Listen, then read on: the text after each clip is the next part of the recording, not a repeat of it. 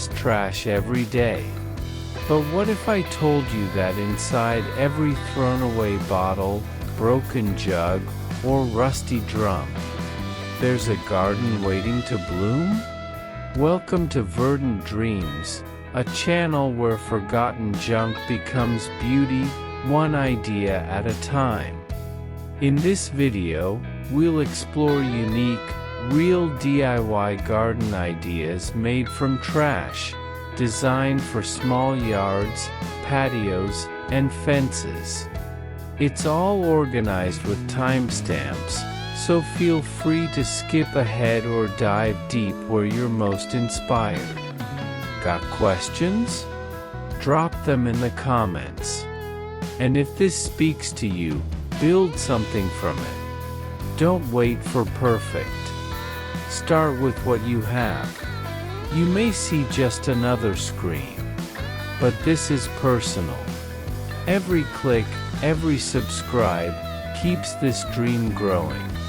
Not for views, for family, for hope. Thanks for being here.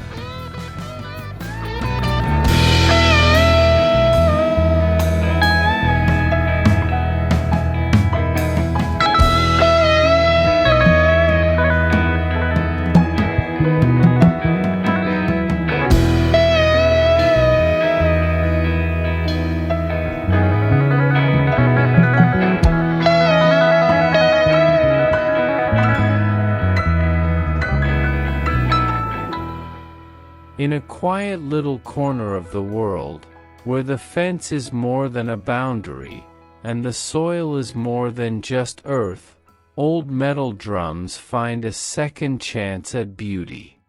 What once echoed with the hollow clang of industrial use now sings a new melody, softened by petal and leaf. These drums, split with care and brushed in layers of soft blush, sage, mustard, and periwinkle, now stand proudly side by side in a tiny backyard. They no longer rust away in forgotten places, but glow in full light, each one a planter bursting with life. Fall perennials spill over their rims like laughter, marigolds in golden bursts, deep purple asters standing tall, and chrysanthemums in full glory, their intricate petals catching every beam of afternoon light. Between the planters, bits of moss creep along the earth, and tiny wind chimes dance in the breeze. Behind them, a wooden pergola leans gently into the scene, woven with ivy and the whisper of grapevines. A bench waits just underneath, dappled with shadow and sunshine, inviting anyone to sit and be still. There, one can listen to the rustle of leaves and the quiet triumph of what once was discarded. This garden isn't large, nor perfectly shaped, but every detail tells a story, of hands that refuse to waste, of colors chosen not from rules but from joy, of a space once empty now filled with gentle wildness. The painted drum fence doesn't just edge the garden, it frames a feeling. A celebration of doing what you can, where you are, with what you have. It honors not only the beauty of flowers, but the bravery of seeing potential where others see junk. Here, in this modest backyard, surrounded by bloom and blush and bees, you'll understand, true art doesn't ask for perfection. It only asks you to begin.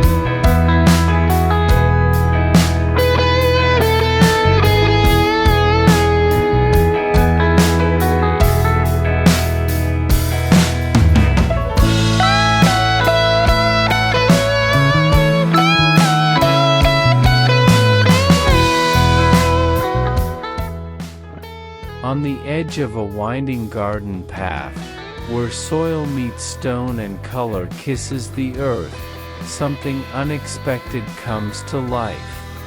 Once discarded without a thought, plastic bottles now form a gentle boundary between nature's wildness and human intention.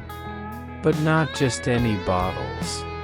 These have been reborn with a rustic soul, cut, cleaned, and lovingly painted in tones that echo the countryside: terracotta warmth, forest green calm, and the soft hush of antique cream. Lined upside down like glass soldiers in a peaceful parade, each bottle holds more than dirt. It cradles life, tiny roots, cool soil, and bursts of color from cold hardy blooms. Asters whisper in lilac and violet. Marigolds sing in amber and gold. Japanese anemones rise like dancers, delicate and brave against the crisp autumn air. This border isn't just edging, it's a soft declaration of purpose. It tells a story of hands that choose to reuse, of eyes that see beauty not just in petals, but in plastic once left behind. The imperfections become character. The faded brush strokes become charm. Children wander barefoot along the path, tracing the border with their fingers. Bees hover low, drawn to the honesty of the scene. There's no marble or wrought iron here, only what was once overlooked, turned into something meaningful. Behind the border, a flower bed blooms in cheerful chaos, framed like a painting against the soft green grass. The bottles stand quietly, proud in their new roles, proving that even the simplest forms, when given care, can become art. In a world so quick to throw away, this rustic edging offers a different kind of elegance. One that doesn't cost much, but gives deeply. A lesson for the garden and for life, that what's worn, what's plain, what's used, can still belong, and still bloom.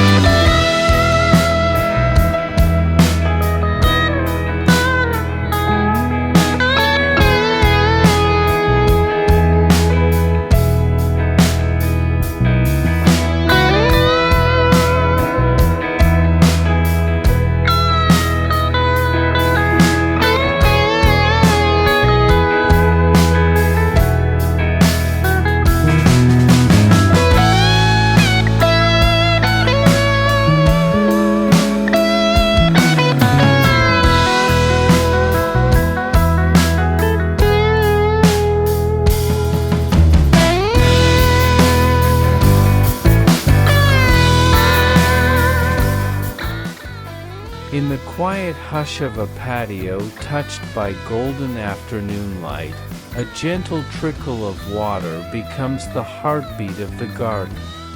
A kendi, an old clay jug, once dulled by time and use, now bursts with life and color. It leans gracefully among blooming marigolds and soft petals of chrysanthemum, its surface kissed by turquoise and coral paint, swirled with patterns drawn by hand and heart.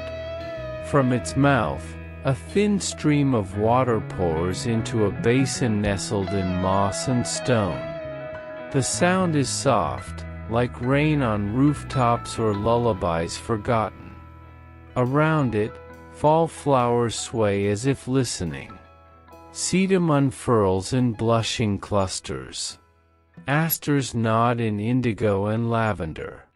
Japanese anemones bloom in pure, fragile white. Here, in this small patio corner, space is precious, but beauty knows no bounds. The Kendi water feature becomes more than decoration. It becomes a story of something broken made whole again, of the old made new through love and color.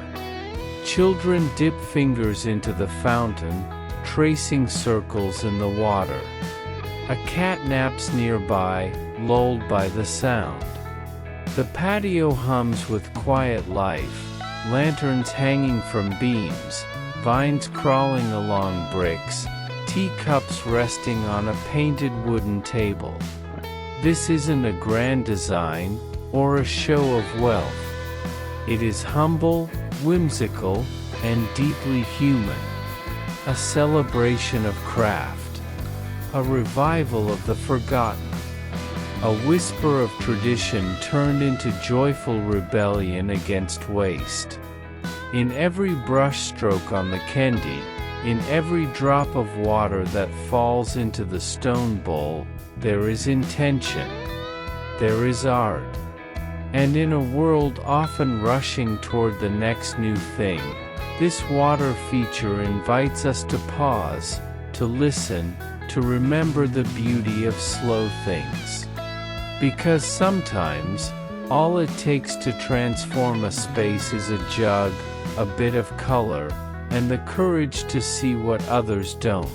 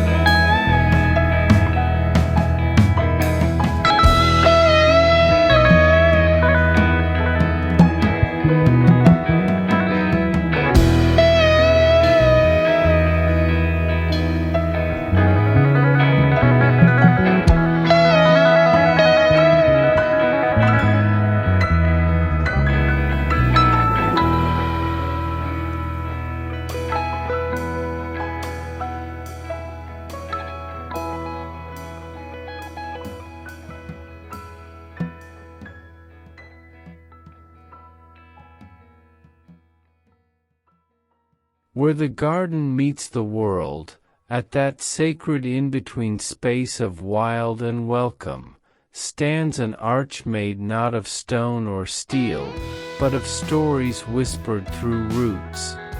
Once buried deep beneath forgotten trees, these roots, gnarled, twisted, and magnificent, have risen again. Not as waste, but as wonder. Cleaned, sanded, and kissed with strokes of ochre, moss, and burgundy, they stand tall as guardians of the garden. Their curves tell tales of age and storm, of endurance and deep quiet. Beneath this archway, a path winds forward, gravel crunching underfoot as visitors pass into a pergola draped in vine and blossom. Lanterns hang from the twisted limbs like stars caught in wood.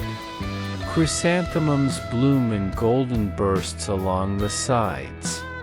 Marigolds trail like sunlit ribbons. Japanese anemones nod in graceful silence, their pale petals catching the breeze. It's not a grand arch in the traditional sense. There is no perfection in its shape. Instead, there is soul. A rustic, raw, almost mythical presence. It invites not only the body, but the imagination to step through. Children pretend it is a doorway to a secret land. Gardeners bow slightly as they pass, as if paying respect. Even birds seem to pause, perching upon the arch before continuing their song. At the base, sedum autumn joy cushions the feet, soft and grounded. Vines find purchase in the ridges of the roots, crawling upward in lazy determination. And all around, the scent of life mixes with wood and earth and something ancient.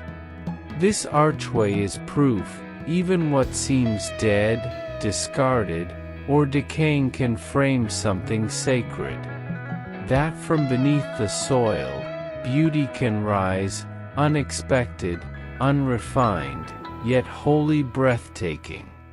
It turns the front yard into a threshold, not just into the home, but into a place where time slows, where hands create, and where nature and human spirit entwine.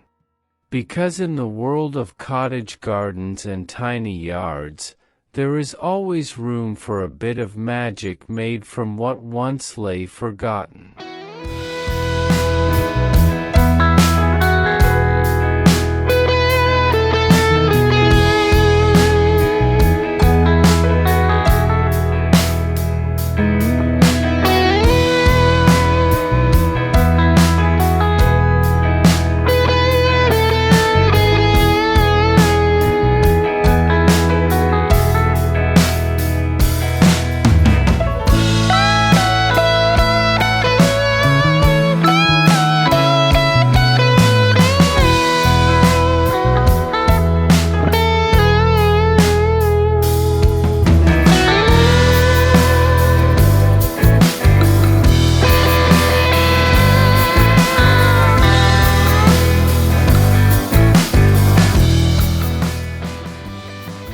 Sometimes, the most unexpected things find their place in the air, floating not by magic, but by intention and joy.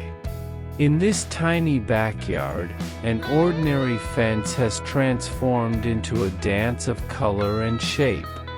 Where once there was only wood and shadow, now hangs a floating wall made entirely of painted plastic bottles. Each one dangles by nearly invisible thread, catching light, holding flowers, or trailing vines like living ornaments. Painted in wild celebration, sunset orange, ocean blue, sunflower yellow, these bottles shimmer in the breeze. Some are adorned with hand-drawn floral motifs, others kept simple, their color enough. A few hold tiny arrangements of marigolds and asters. One even cradles a single white anemone like a secret kiss. Behind this suspended mosaic lies a fence once dull and gray. Now, it is a stage. Light filters through the bottles, casting colored shadows that move with the sun. In the afternoon, they glow. At twilight, they whisper. At night, they become silhouettes of what once was trash, now turned into gentle wonder. Children giggle as they pass beneath, reaching up to make the bottles sway. Garden guests pause, drawn not just by the color but by the whimsy, the brave choice to use waste in such a tender way. Beneath the floating wall, sedum autumn joy lines the earth with dusty rose and soft green. Marigolds bob in clusters. Bees hover, drunk on color and scent. And nearby, a rustic bench welcomes the weary. A teacup rests on a table with a chipped edge. Here, one doesn't just sit, they linger, gaze upward, and feel the weight of beauty made from the weightless. This floating bottle wall is more than decor. It is a declaration that even in small spaces, even with small things, we can craft wonder. We can build art from what was abandoned. We can make color hover in midair. And perhaps most importantly, we can remind others that imagination doesn't take much room. Just a bit of sky, a bit of trash, and the will to see what floats.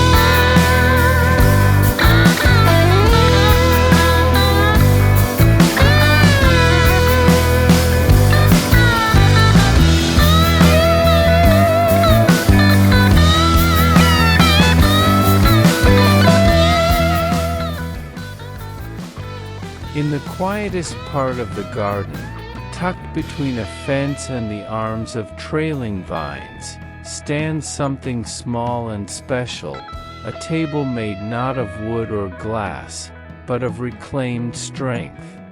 A drum, once a vessel of noise, of industry, of oil and rust, now rests silently. Painted in soft green, aged cream, or sometimes a gentle blush of rose gold, it has shed its past. Atop it lies a ceramic teacup, a half-read book, or a bowl of fresh-picked herbs. Around it, the world slows down. Sedum autumn joy spills at its base, like nature's cushion. Its soft pink tones blend with the golden marigolds nearby. Japanese anemones reach slightly forward, curious, their petals catching the warm light. Even the bees seem to hum softer here. This mini drum table isn't loud. It doesn't demand space. It simply belongs. It creates a nook, an invitation, to pause and be. To sit, sip, dream. In a garden not much wider than a hallway, it becomes a destination, a place where the noise of the world can't quite find you. Each drum is different. Some were painted vines and wildflowers across their curved sides. Others remain plain, letting their shape and purpose tell the story. Yet all of them share the same truth: they were rescued, given new meaning, transformed from forgotten to focal. Children crawl under them in play. Elders rest their hands upon them in thought. Artists sketch them. Birds land briefly, wings catching the light. There is something poetic about using a drum, a thing made to echo, for quiet moments. Its silence now becomes its strength, its presence, its gift. This is the heart of garden design for those who see potential in everything. It's not about grand furniture or expensive materials. It's about intimacy, intention, and the power of bringing life to what was once lifeless. In this nook, surrounded by blooming warmth and soft shadows, the mini drum table waits. For tea. For laughter. For the kind of quiet that grows flowers even in the cold.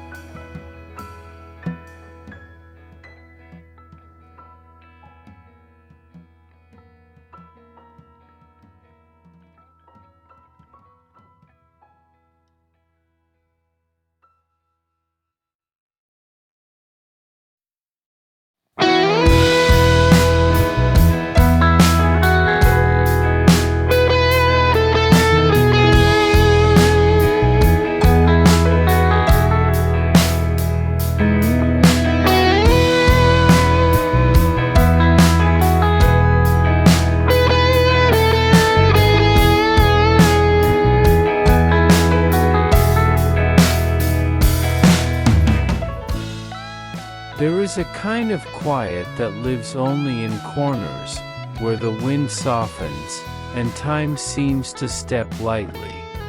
In this gentle garden space, inspired by the calm grace of Japanese design, old clay jugs, once cracked, once cast aside, find their second life. Some rest tilted into the earth like listening ears. Others stand upright, their bellies full of blossoms. All are softened by age, by moss, by light. The jugs have been painted with care, not bold colors, but earthy whispers, charcoal, sand, olive, and ash. They wear their patina like poetry. Their surfaces are textured by hand, and shaped by seasons. And around them, a composition unfolds, not loud, but intentional. Smooth river pebbles cradle their base. Bamboo stalks sway above. Japanese anemones bloom in delicate rhythm, their white petals floating like wishes on the breeze. Nearby, a bonsai tree casts a miniature shadow, quiet and wise. This isn't a garden for showing off. It's for slowing down. One might sit on a flat stone bench, cup of tea in hand, eyes tracing the curve of a jug half swallowed by moss. A tiny aster peeks from the jug's mouth. A marigold reaches toward the sky. The air smells of damp stone, green leaves, and something ancient. Every detail feels deliberate, though nothing tries too hard. That's the beauty of this space. It honors balance, not only of design, but of life. Of old and new. Of stillness and bloom. Of human touch and nature's reclaiming. These clay jugs are not ornamental leftovers. They are storytellers. Their silence carries echoes of use, of fire and earth, of time past. And now, they help shape a moment of peace. In a small backyard corner, among the shadows and textures, they become more than objects. They become mood, memory, meditation. Because when you give something discarded a role in beauty, it responds. It quiets the mind. It softens the heart. It reminds us that elegance is often found in simplicity, and healing in the act of seeing anew. This is a place where the garden breathes slowly, where color is soft, and peace blooms like a flower you never knew you planted.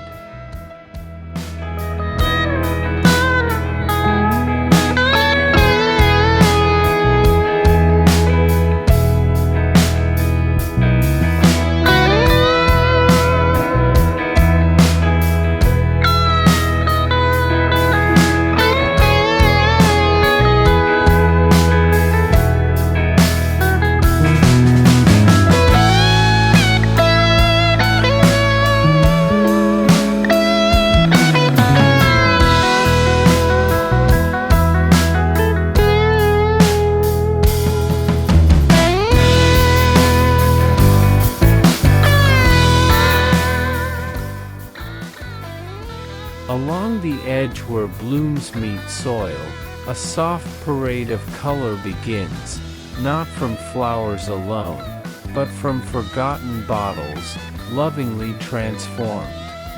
Each one was once a vessel for water, soda, or something fleeting. Now, they stand in a line, cut, cleaned, painted in lavender, mint, coral, and pale blue. Some are dotted. Some are striped. Some were tiny painted flowers. All are nestled upside down into the earth, forming a whimsical, imperfect fence. And just behind them, like dancers waiting for the music, chrysanthemums bloom with abandon. Their petals curl and twist in every shade of fall, deep burgundy, bright yellow, snowy white, and candy pink. Together, the bottles and the flowers create a layered rhythm, plastic and petal, color and life. This border doesn't shout. It hums.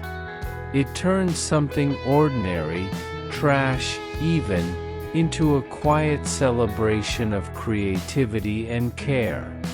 Where others see waste, the gardener here saw potential. Saw beauty in shape and repetition, in color and contrast. Children skip along the path, running fingers over the tops of the bottles. Gardeners pause to admire the details, how the colors reflect the blooms, how the patterns echo the petals. Even butterflies seem to rest a moment longer in this corner of joy. Beyond the border, a gravel path winds into a patch of taller perennials. A weathered bench waits in the shade. A watering can rests beside a clay pot overflowing with marigolds. Everything feels intentional, yet effortlessly alive. What makes this border magical isn't perfection, it's play. The freedom to take something humble and make it sing beside something grand. The willingness to mix plastic with petal and still call it beautiful. And in a world that often values the new, this garden reminds us of the charm of reuse. Of how trash, touched by imagination, becomes treasure. Of how even the smallest, cheapest materials can hold a corner of the garden with dignity and grace. Here, the chrysanthemums bloom not just in soil, but in story. A story where the border is made of bottles, but the message is made of love.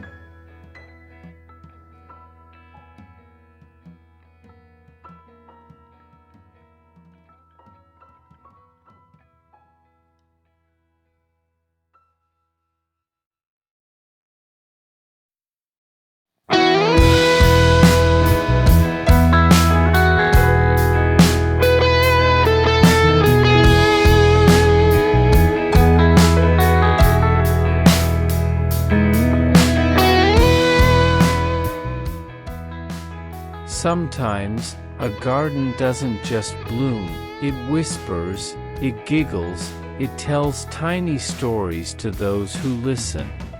Along a winding garden path, hidden between asters and low marigold shrubs, a troop of root creatures keeps watch. Carved from found tree roots and shaped by hand, each one wears a unique expression. A sleepy fox curls in rest, a wise owl peers from under a petal hat, and a curious hedgehog pokes its nose into the moss. They're not perfect. Their surfaces are bumpy, their forms a little crooked. But that's part of the charm. Each twist in the wood becomes a beak, an ear, a tail. Painted only lightly, just enough to highlight their features, they remain wild at heart, as if they might scamper away if you blink.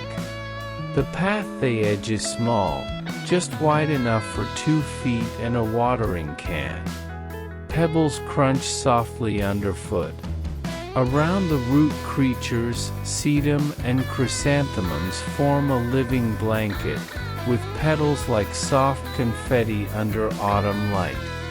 Japanese anemones lean in, curious, their blooms nodding in agreement with the playful scene.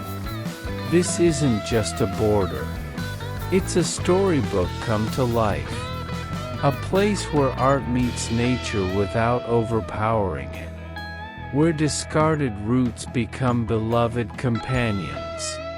Where gardens don't just grow, they grin. Children crouch low to greet each creature, inventing names and tales. Adults smile before they even realize why. The creatures don't speak, but they make everyone pause, soften, and look closer. In a world that often rushes past small details, this edging reminds us of the joy in the tiny, the strange, the handmade. Of how even a gnarled root, when held in wonder, can become something tender. These root creatures don't just decorate, they dwell. They live in the quiet spaces where moss spreads, where flowers bloom without hurry, where whimsy is welcome. And so, in this tiny yard where space is scarce but magic is not, they remain, silent sentinels of joy, perched on the edge between the natural and the imagined.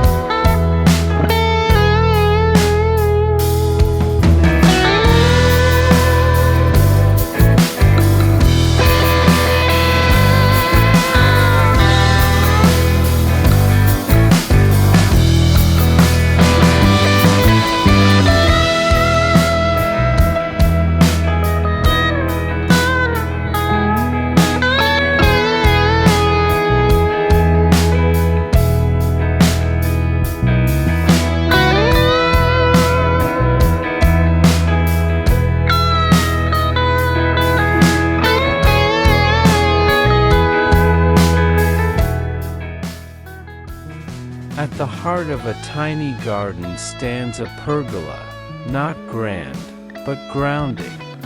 A frame for climbing vines, for swinging lanterns, for quiet conversations in the breeze.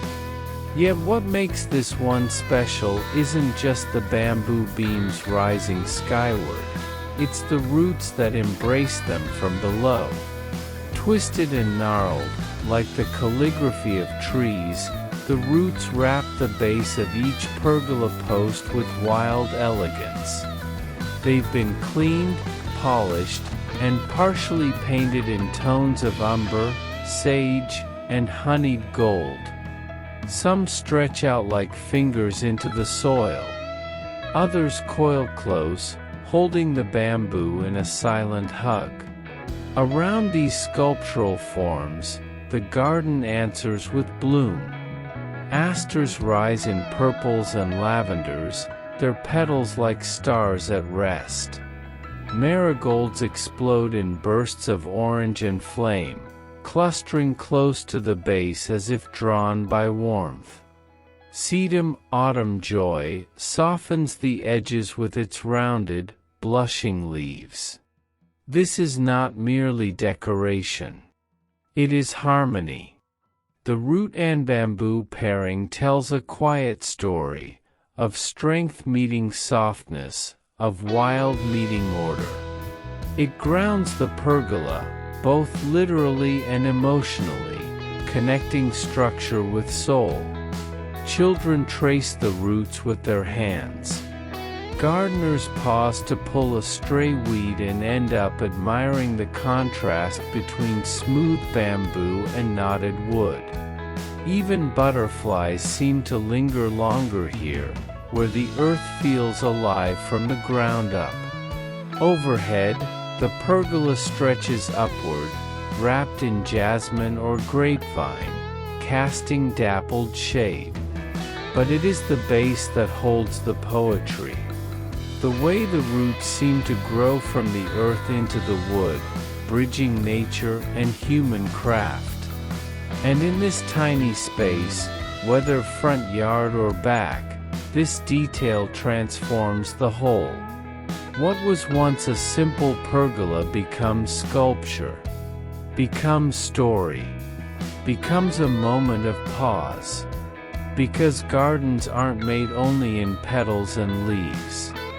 They are made in how we treat the overlooked, in how we frame what holds us, and in how we invite nature not just to bloom, but to embrace.